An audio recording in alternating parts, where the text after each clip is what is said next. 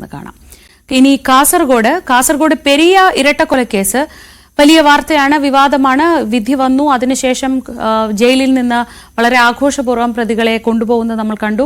പെരിയ ഇരട്ടക്കൊലക്കേസിൽ അടുത്ത ഒരു സ്റ്റെപ്പ് എടുക്കുകയാണ് CPM. ഈ കേസിൽ നിയമ പോരാട്ടത്തിനായി പണപ്പിരിവ് നടത്താൻ ഇറങ്ങുന്നു CPM. 2 കോടി രൂപ സമാഹരിക്കുകയാണ് ലക്ഷ്യം. ഒരംഗം 500 രൂപ നൽകണം. ജോലിയുള്ളവർ 1 ദിവസത്തെ ശമ്പളം നൽകണം. KV ബൈജു വിവരങ്ങളുമായി. ബൈജു, ഒരു നിയമ പോരാട്ടം വേണ്ടിവരുമെന്ന് എന്തായാലും CPM-ന് അറിയാം. ഇപ്പോൾ 4 പേർ പുറത്തിറങ്ങിയിട്ടുണ്ട്.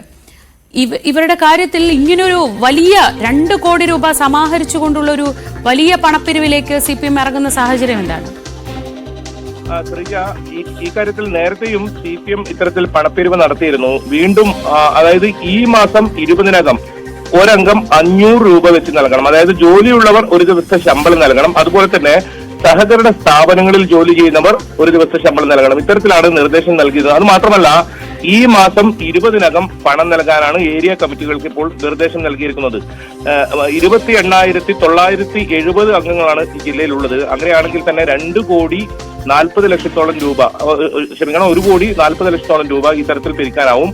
അത് 20-നകം നൽകണമെന്നാണ് പറഞ്ഞത്. ഏതായാലും 2021-നാണ് ഞാൻ നേരത്തെ പറഞ്ഞതുപോലെ ഇത്തരത്തിലൊരു വലിയ തോതിൽ പണം പിരിവ് നടന്നത്.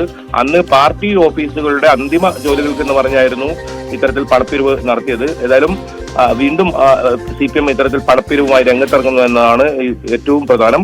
ഇതിൽ 10 പ്രതികളെ ജീവപര്യന്തം തടവിന്, നേതാക്കളടക്കം 5 പേരെ 5 വർഷം തടവിനുമാണ് ശിക്ഷിച്ചത്.